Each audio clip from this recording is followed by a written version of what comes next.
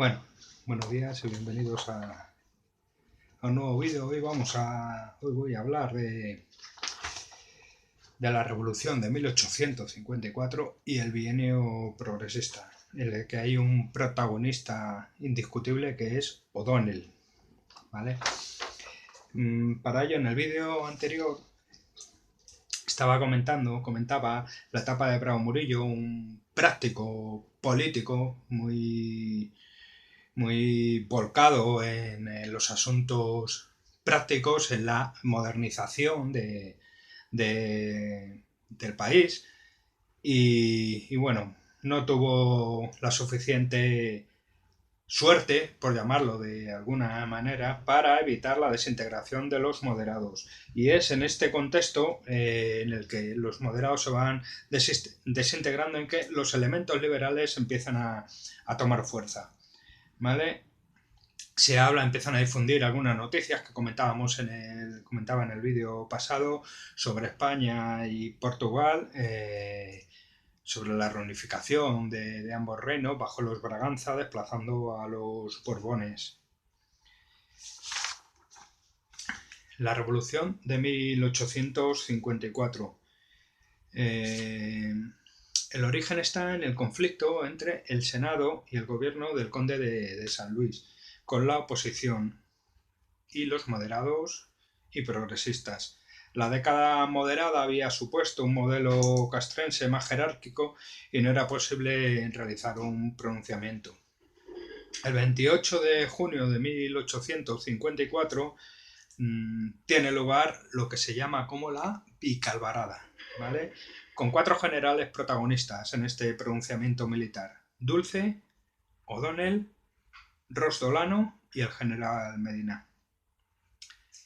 Hay una serie de reuniones entre ellos, se retiran a La Mancha desde Madrid, hay un apoyo, una intervención progresista con el manifiesto de Cánovas del Castillo y el manifiesto de Manzanares, por la regeneración liberal, mayor representatividad, mayor libertad de imprenta, en definitiva, por una mayor influencia liberal y una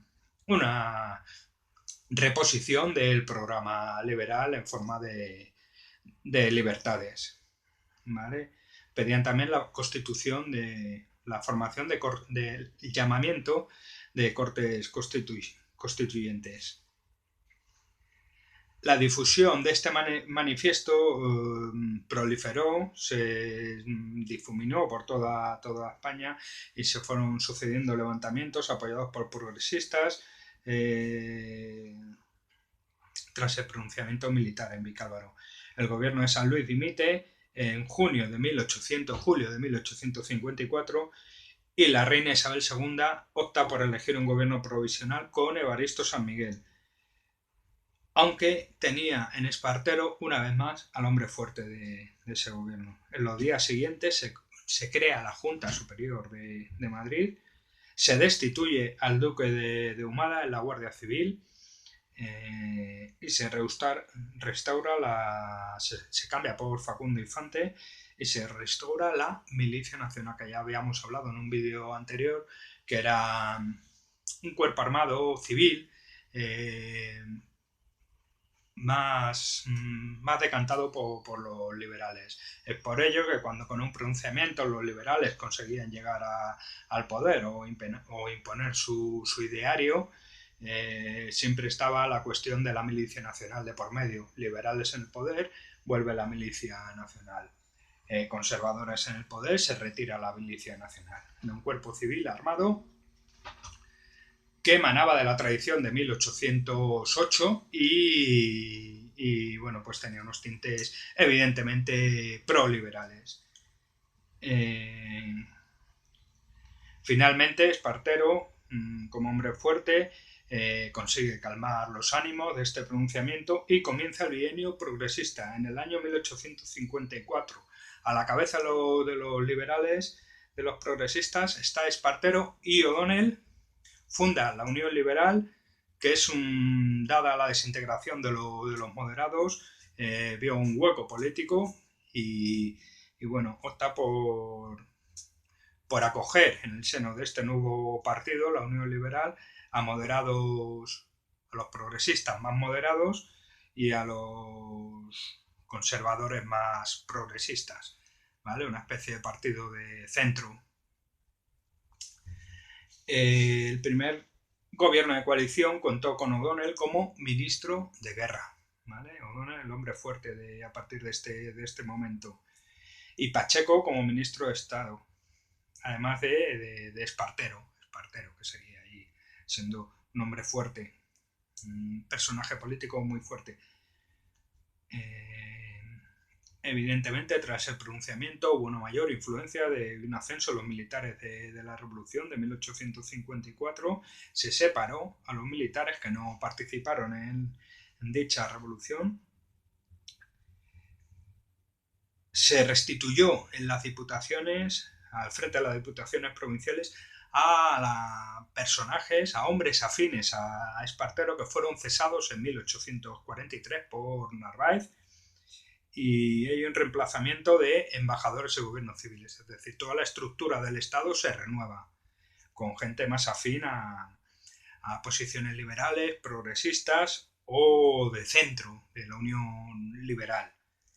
Pero en general los elementos conservadores son apartados de los puestos decisivos de la estructura del Estado. El Estado iba avanzando en el asentamiento de la formación de un Estado liberal. Cada vez se daban pasos más decisivos para ello, en consonancia con lo que estaba ocurriendo en gran parte de otros países de Europa, que ya lo tenían más asentado o que ya partían de una tradición mucho más liberal, como es el caso de Gran Bretaña. El gobierno de Espartero en este bienio progresista se da entre el año 1854 y 1856 y lleva a cabo un programa político como una ley de desamortización que contó, una vez más, las leyes desamortizadoras contaban con una gran oposición, en este caso de la propia reina Isabel II y de otros elementos de la Iglesia, elementos conservadores. Una lucha contra los levantamientos carlistas, la tercera. En estos momentos está produciendo lo que se llama la Tercera Guerra Carlista, organizada por eclesiásticos y respondidos con firmeza por O'Donnell. Se procuró que hubiera un gobierno estable y se dio hasta el año 1855. El siglo XIX es una maraña de gobiernos que se suceden, gobiernos que duran días, que duran meses o que duran años. La excepción son la década moderada de Narváez y los bienios progresistas, el trienio liberal del año 1820-1826, este bienio. Pero vamos, es una excepción, ¿eh? Normalmente los gobiernos, no sé, habría que hacer una recopilación de todos los gobiernos que hubo en España desde el año 1808, pero es tremendo la velocidad a la que se sucede. Se notaba que estábamos en esos primeros momentos de asentamiento de un Estado liberal, democrático, y bueno, pues no se entendía, no estaba todavía estructurada esa manera democrática y de asumir cuando la oposición gobierna o cuando gobiernan nuestras posiciones, que es algo tan democrático y tan propio del Estado liberal. Decía, del gobierno de Espartero, de este bienio progresista, incorporó a ministros más moderados, tuvo cierta capacidad, visión de Estado, incorporando a ministros más moderados y tecnócratas sin Madoz, el artífice de la anterior desamortización progresista. En este bienio progresista se produce un hecho trascendental, que es la ruptura de relaciones diplomáticas por parte de la Santa Sede, debido, entre otras cosas, a esa nueva ley de desamortización que llevó a cabo Espartero. Con todo lo que ello implicaba, que rompiera relaciones diplomáticas. La Santa Sede significaba muchas cosas en un país tan sumamente católico y tan sumamente influenciado por el poder de la Iglesia en todos los aspectos de la estructura, tanto los aspectos económicos como los aspectos sociales como los aspectos políticos. El catolicismo impregnaba a todos los elementos sociales. Que rompiera ruptura la Santa Sede con el Estado significaba una derrota, en definitiva, para el gobierno de turno, en este caso con los progresistas, que era con los que solía romper relaciones diplomáticas por evidente afinidad, o desafinidad en este caso, distancia. En 1856 se produce una nueva reestructuración del gobierno presidido por Espartero, enfrentado ya claramente a O'Donnell tras un suceso que es el motín del PAN. Escosura y O'Donnell dimiten como ministros, pero la reina Isabel II, que jugó un papel importante y clave en este momento también, durante todo su reinado lo estuvo desempeñando. Los reyes eran parte de la política, no eran meros instrumentos moderadores, sino que participaban activamente, eran los que nombraban a la reina, era la que nombraba al gobierno, y en este caso no admite la dimisión de O'Donnell, y es Espartero el que finalmente acaba abandonando los cargos. Isabel II encarga un gobierno nuevo a O'Donnell. La oposición con la que se encontró el bienio progresista fueron, por un lado,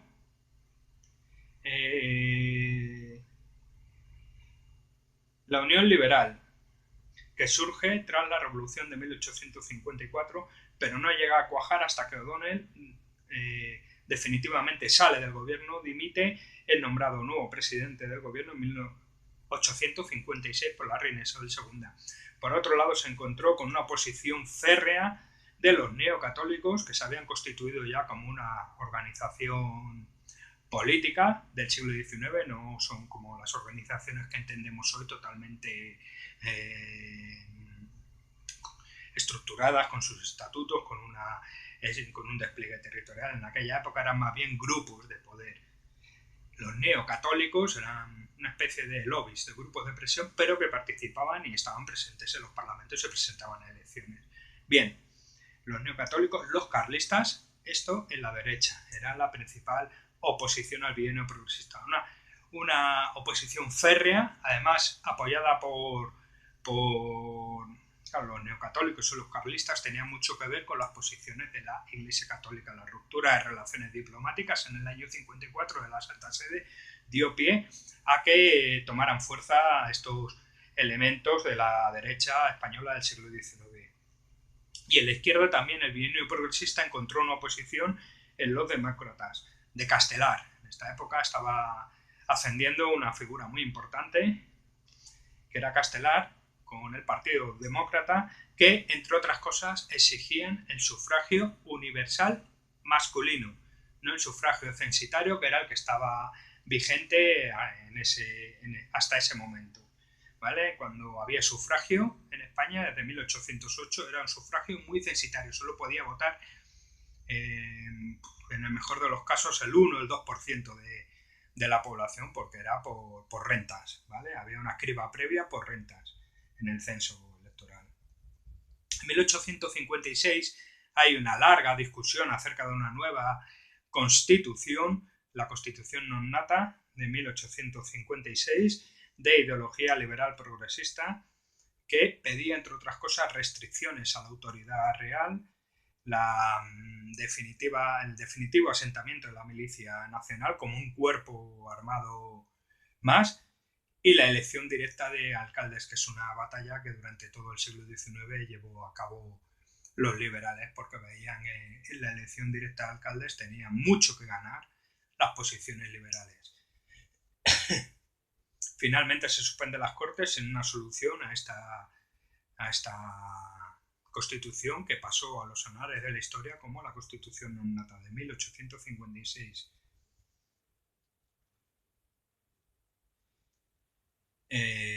Finalmente O'Donnell, tras los motines, revueltas, el motín del PAN, el motín de las Quintas, decide tomar las riendas del poder a través de un levantamiento militar e inaugura lo que se llama la hegemonía de la Unión Liberal, desde el año 1856 hasta el año 1863. Fue la hegemonía, el dominio de la Unión Liberal por parte de O'Donnell como figura central en este momento. Y estamos en la tercera etapa del reinado de Isabel II. Figuras relevantes de este momento pues seguía siendo Narváez, estaba ahí, O'Donnell, general Prim. O'Donnell, tras fundar la Unión Liberal, que en este año 56 sería cuando tomaría definitivamente cuerpo, atrajo a personajes sin llegar a una cohesión de partido. Atrajo a personajes, elementos moderados de los conservadores, elementos moderados de los más progresistas. Es decir, su intención era crear una especie de partido de centro para restablecer el orden y buscaba de alguna manera, en medio de ese orden, el progreso económico de la sociedad, renunciando a ciertas libertades que exigían los progresistas o los liberales más de izquierdas. Era visto por el pueblo como el freno a la revolución de 1854, de la que él mismo había participado, garantía de sus propiedades y cierta tranquilidad, cierta estabilidad era lo que veía el pueblo en la figura de O'Donnell y de la Unión Liberal. Desempeñó el gobierno durante 7 años con los restos del Partido Moderado, y de estos gobiernos siempre fueron excluidos los progresistas más puros o más de izquierdas. El progresismo en ese momento empezó a ser liderado por dos personajes de gran importancia también. Por un lado, Olózaga, en el plano de lo civil, un político civil, y en el plano militar por el general Prim, que fue asesinado años más tarde.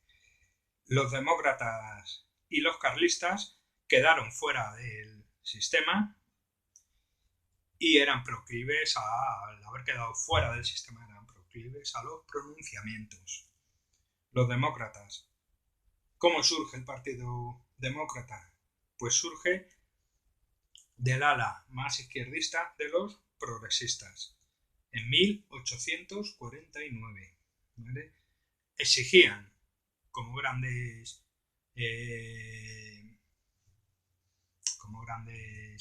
premisas ideológicas el sufragio universal y los derechos del hombre.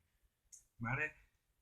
El republicanismo y el federalismo también estaban presentes, empezaban a estar presentes en la fila de los demócratas, y Pi Margall, que era un personaje político muy próximo al socialismo, se atraía al incipiente movimiento obrero que empezaba a organizarse con un marco internacional de la Primera Internacional Obrera. Bien, más adelante lo vemos esto, pero ya el movimiento obrero en las ciudades, principalmente en Madrid, Barcelona, en menor medida Sevilla y Valencia, donde empezaba a haber industria, empezaba a haber organizaciones obreras de una forma muy incipiente. El gobierno de O'Donnell, en el año 1856,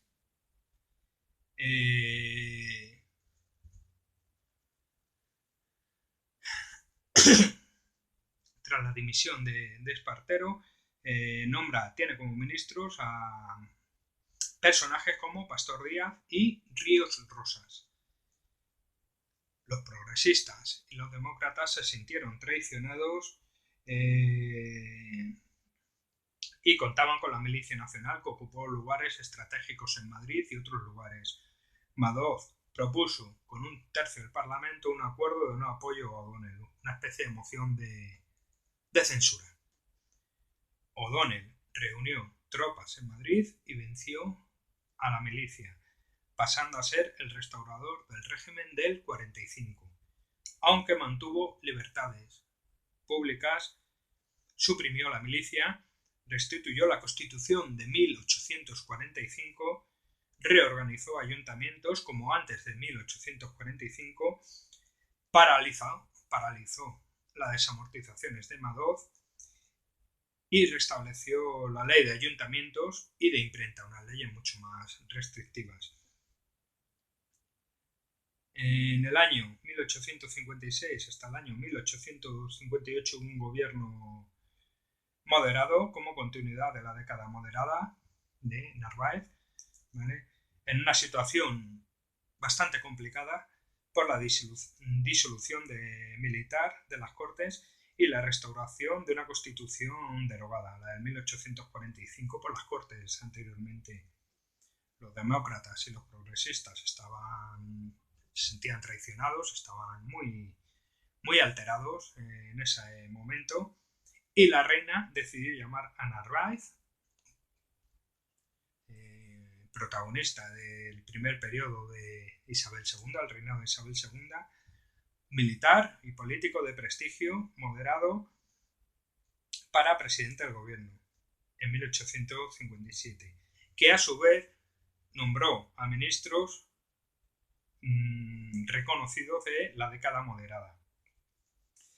Hubo un avance con el gobierno de Narváez en esta ocasión en leyes como la Ley de Educación de Moyano, que estuvo vigente durante más de 100 años, una verdadera visión de Estado, preocupándose por primera vez de elaborar una ley que estableciera los parámetros generales de una educación, de una instrucción pública como preocupación central de una sociedad que quisiera avanzar y que quisiera ponerse al día, modernizarse, ¿vale? Y también llevó a cabo una ley de imprenta, que era una ley bastante censitaria, ¿vale? En 1858, Isabel II llama de nuevo a O'Donnell, tras este periodo de bienio moderado del gobierno de Narváez, y se da un hecho bastante insólito en la política española del siglo XIX, que es llevar a cabo un gobierno largo. De hecho, se llamó el gobierno largo de la Unión Liberal de O'Donnell, que duró casi 5 años. Es el gobierno más largo de todo el reinado de Isabel II.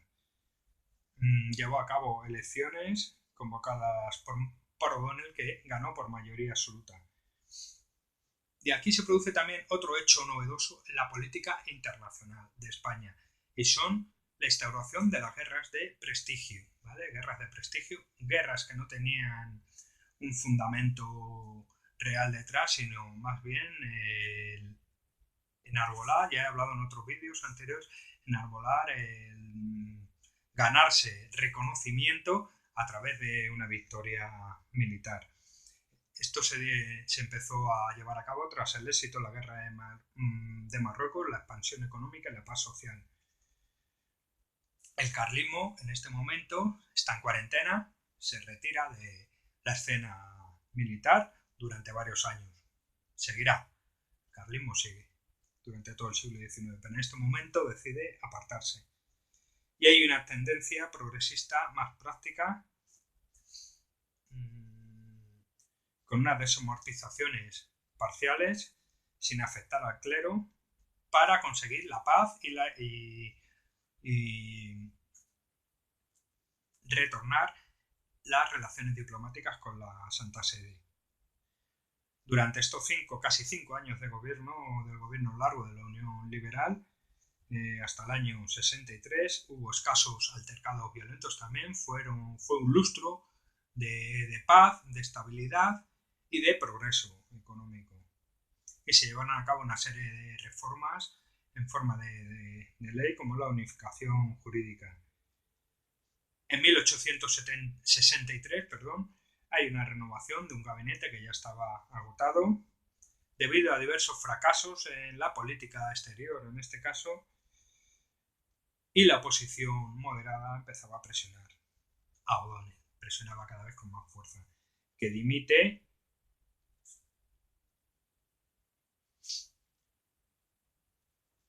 y no sabía qué camino tomar.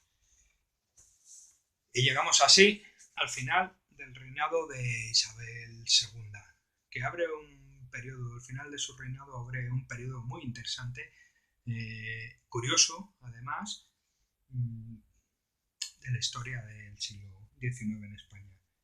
Los moderados y los unionistas eran los mismos que en el anterior periodo, aunque más ancianos y con menos ganas de instaurar un programa liberal. ¿Vale?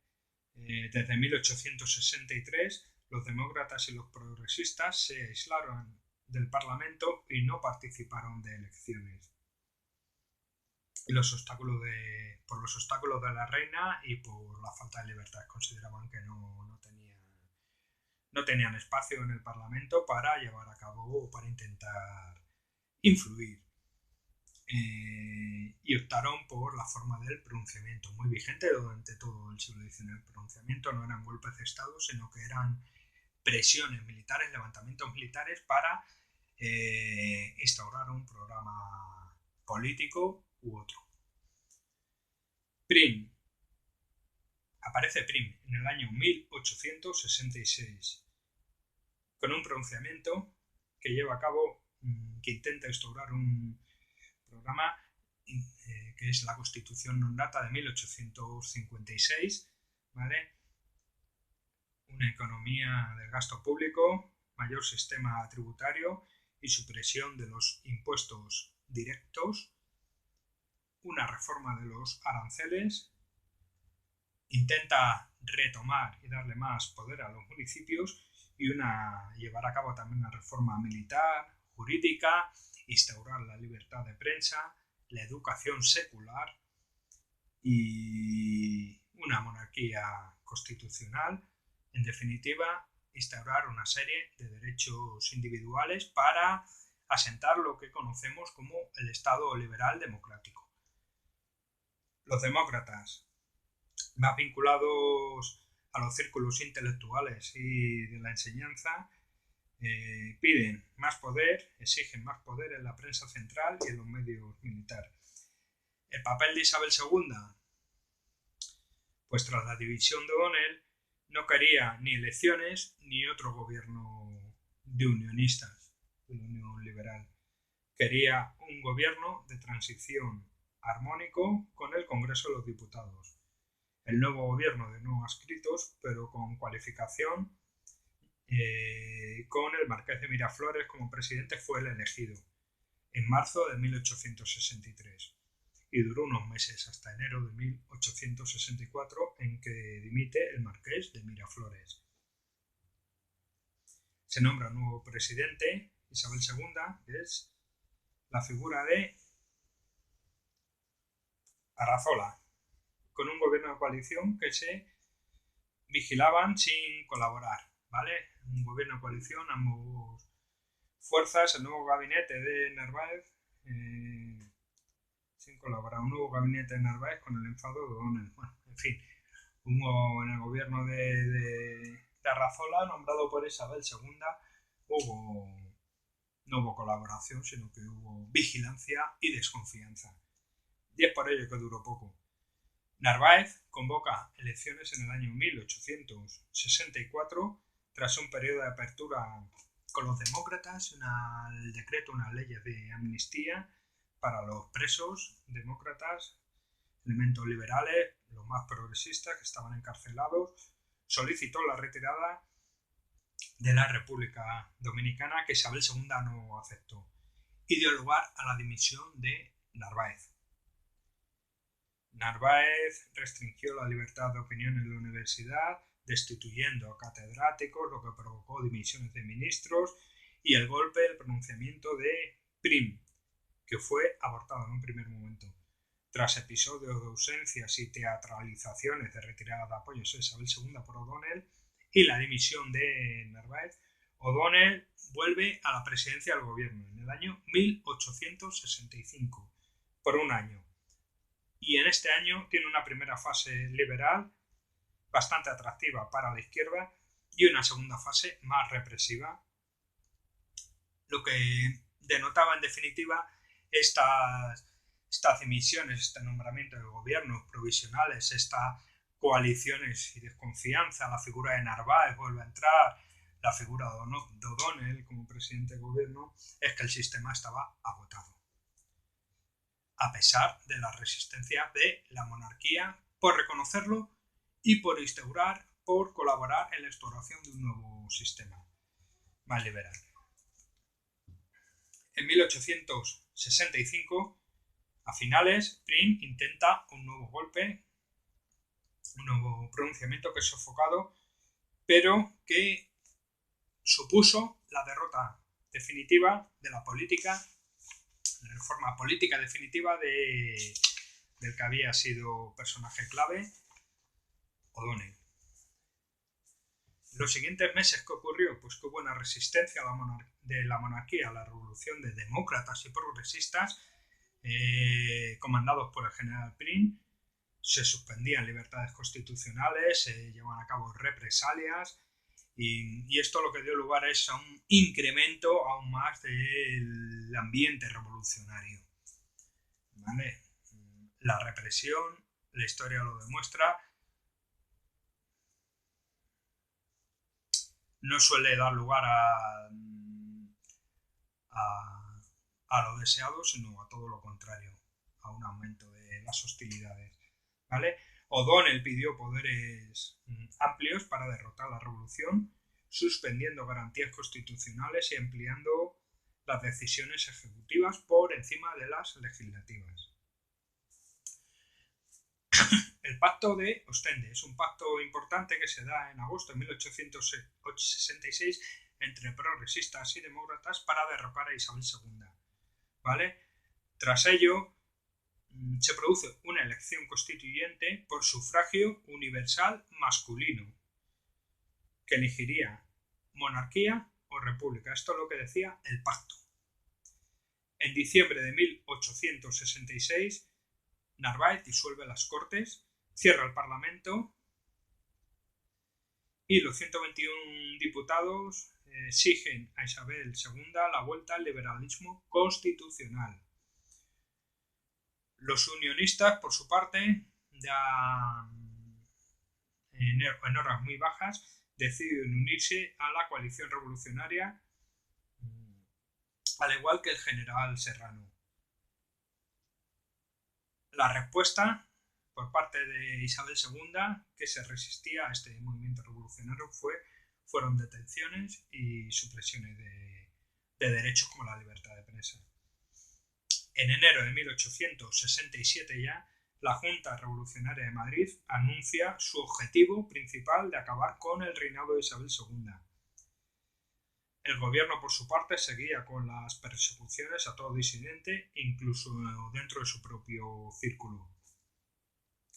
La reina y el general Narváez estaban cada día más acorralados y sin capacidad de maniobra para contrarrestar lo que estaba suponiendo un verdadero movimiento revolucionario que se estaba extendiendo por toda España. La coalición revolucionaria, por su parte, en el exterior y en el interior seguía su programa para acabar con los Borbones y que el general Prim presidiera un gobierno provisional para celebrar cortes constituyentes que decidieran la forma de gobierno. ¿Vale? En agosto de 1867, un nuevo intento de los exiliados en el sur de Francia, en Aragón, Cataluña, Valencia y Castilla, de levantamiento, de pronunciamiento. En el año 67, también en noviembre a finales, muere O'Donnell y la Unión ya definitivamente empieza a desintegrarse, la Unión Liberal. Algunos aceptan a Serrano, pero proponen una monarquía con otra dinastía distinta, con otra casa distinta a los Borbones. En el año 68 muere Narváez, ya bastante mayores, dejando a la reina más aislada, que nombró como presidente a González Bravo, muy represivo, llevó una actitud muy represiva ante la coalición de unionistas, progresistas y demócratas. Bravo dimite, pero la reina, por su parte, se resiste hasta el estallido final de la revolución, abandonar el reinado. Durante el reinado de Isabel II, se produjo en el terreno internacional una serie de procesos históricos que acelerarían lo que sería el final, la pérdida de las últimas colonias en el año 1898. Durante el reinado de Isabel II se iba fraguando esta desintegración de las colonias, esta independencia por un lado y por otro lado esta presión internacional también para que abandonaran posiciones coloniales España en favor de otras potencias. Teníamos en Asia las islas Filipinas y los grupos de las islas Marianas, Palaos y Carolinas. En América estaban las principales posesiones Cuba y Puerto Rico, las últimas colonias americanas que quedaban. Y en África estaban las islas de Fernando Po y Guinea Ecuatorial continental. Todo ello forman hoy el estado de Guinea Ecuatorial, el único país africano de habla española, y el Sáhara Occidental, hasta el año 1975. En el caso de Guinea Ecuatorial fue hasta el año 1969, si mal no recuerdo, 68, 69. Bien, la escasa capacidad financiera, diplomática y militar para defender los territorios frente a la presión de Estados Unidos en América y en el Pacífico dieron lugar a la desintegración y a la pérdida de las últimas colonias en el año 98. En Europa mantenía Isabel II una neutralidad internacional para previsiblemente contar con apoyo externo para defender estas colonias dentro del proceso independentista de la metrópolis. América, en el caso de América, las Antillas, Cuba y Puerto Rico, ante la presión de Estados Unidos, que fue el que estuvo detrás de la independencia de estas dos posesiones, para a su vez tomar posesión ellos de una forma no tan explícita. Gran Bretaña y Francia, por su parte, sostuvieron a España para evitar la expansión de Estados Unidos, que empezaba a ser una potencia hegemónica internacional, aunque ésta toleraba la presencia española en Cuba. Bien. El descenso del azúcar en Cuba, de las exportaciones, explica que los criollos cubanos en los años 50 aceptaran el anexionismo a Estados Unidos, que mostraba interés en su compra, apoyando por un lado a los independentistas cubanos y por otro lado presionando para que España vendiera a Estados Unidos esa colonia tan importante en ese momento, estratégica, política y económicamente para Estados Unidos. En 1868 Manuel Céspedes se alza en Yara en un suceso que se llama el Grito de Yara. Los criollos blancos lideraban una población rural blanca o negra independentista. En 1898 conseguirán la independencia. Estaba liderado por Manuel Céspedes. En Puerto Rico, que era una isla con una economía agrícola anticuada y muchos funcionarios al cargo de la defensa, una élite reformista se organiza en 1850, divididos entre independentistas o españolistas, pero todos abolicionistas de la esclavitud. El 10% de la población en aquella época en Puerto Rico era esclava. La guerra duró un mes sin ningún éxito por parte de Puerto Rico. España mantuvo una inútil reivindicación tras la ley de 1836 de Cortes, reconociendo la independencia de los nuevos territorios.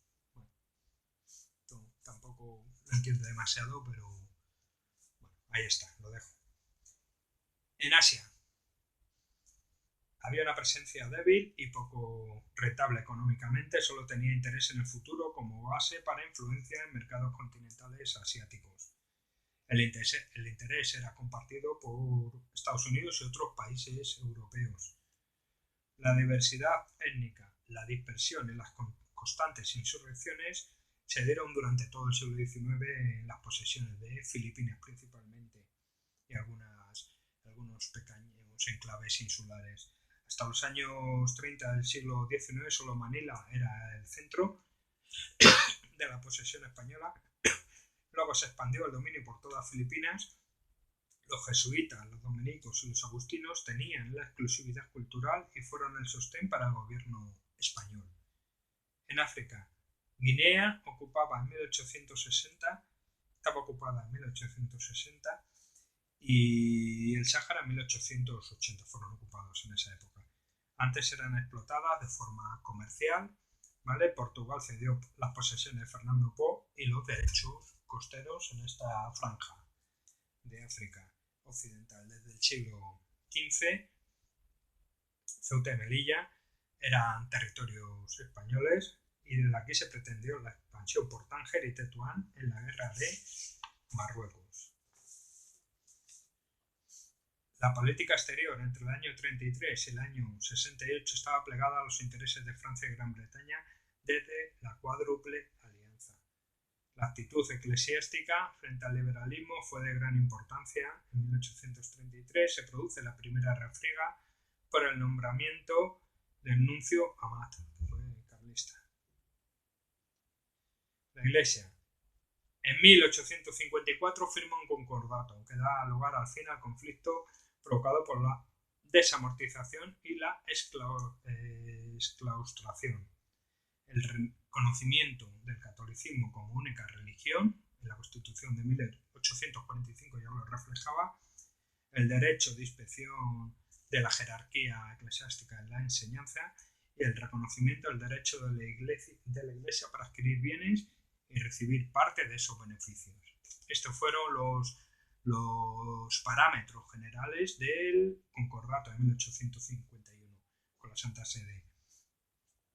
En 1855 hay una tensión, como he descrito antes. Algunos diputados negaban la confesionalidad del Estado y hubo una disminución de las aportaciones del Estado al culto y al clero. En 1859 el gobierno largo de O'Donnell pone en vigor el concordato de 1851, lo restaura tras la ruptura de relaciones diplomáticas, aportando soluciones a la desamortización. Y el resto del reinado de Isabel II estuvo dominado por este convenio. Otro asunto de calado internacional del reinado de Isabel II fue el asunto de su propio matrimonio.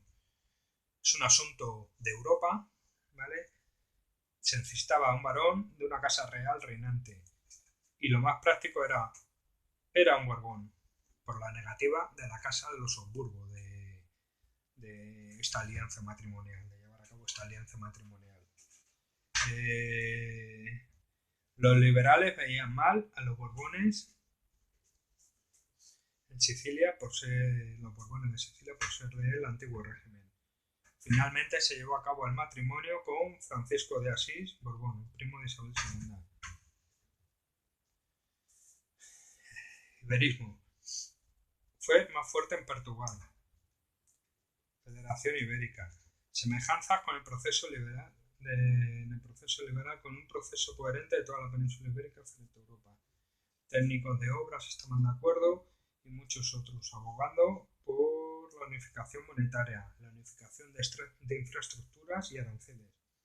Los políticos no lo aceptaron, aunque sí algunos progresistas. Fue un movimiento que no tuvo demasiada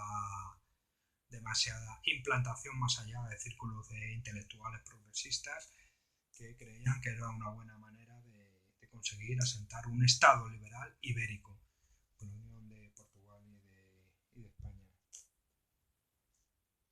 Bueno, la identidad diferenciada hizo que no calara en el pueblo ese sentimiento por falta de un elemento subjetivo que cohesionara ese movimiento, ese iberismo. Fue un movimiento que partió de las élites progresistas, más progresistas, pero que no llegó a tener un calado por esa falta de cohesión, de un elemento subjetivo, sentimiento de patria, en definitiva. ¿Vale? Y luego, por último, hablar de las guerras de prestigio. Tras el triunfo en la guerra de África de O'Donnell, consiguió unir a los partidos políticos, a las distintas tendencias políticas, en el sentimiento de patriotismo español, y lo consiguió, y a partir de entonces se llevaron a cabo una serie de guerras con este objetivo. El proceso de la guerra de Marruecos terminó con la toma de Tetuán y el dominio del norte de Marruecos y el Sáhara Occidental por parte de España. Finalizado el reinado de Isabel II,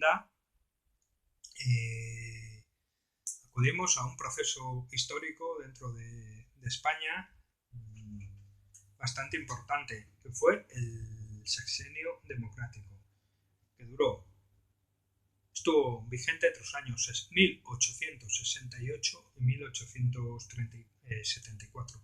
Fue la primera experiencia democrática durante todo el siglo XIX en España. Tras la revolución llamada la Gloriosa, se proclamó y se sancionó la Constitución de 1869. Y asistimos a dos grandes periodos. Primero el proceso revolucionario, la Constitución de 1869, la búsqueda de un monarca ajeno a los Borbones, la monarquía de Amadeo I de Saboya, entre años 72 y 73, y la instauración de la Primera República. Lo veremos en un vídeo siguiente. Y poco más que añadir, bueno, mucho más que añadir, pero esto es un resumen del reinado de Isabel II, dividido en 4 grandes periodos, ¿vale?, que hemos estado aquí desgranando de una forma bastante resumida. Es un periodo muy interesante en el que se van dando pasos hacia adelante en la instauración del Estado liberal y también pasos hacia atrás en la consecución de libertades individuales, del sufragio universal masculino en esa época. Impensable todavía que las mujeres pudieran acceder al derecho a voto. Eso se dio en otros países donde ya había un recorrido de estados liberales mucho más largo, de instauración de estados liberales mucho más largo. Es un periodo en el que todavía las fuerzas más reaccionarias, como los carlistas, aparecen y desaparecen y se replegan, donde los progresistas sufren represión por parte de los gobiernos moderados cuando consiguen llevar a cabo sus programas. Siempre es por un corto periodo de tiempo, y siempre en esos cortos periodos de tiempo de gobiernos más avanzados, más progresistas, se producen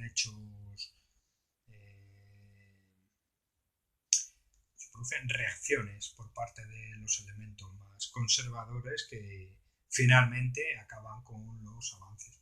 Pero bueno, este lento proceso de instauración de un Estado liberal en España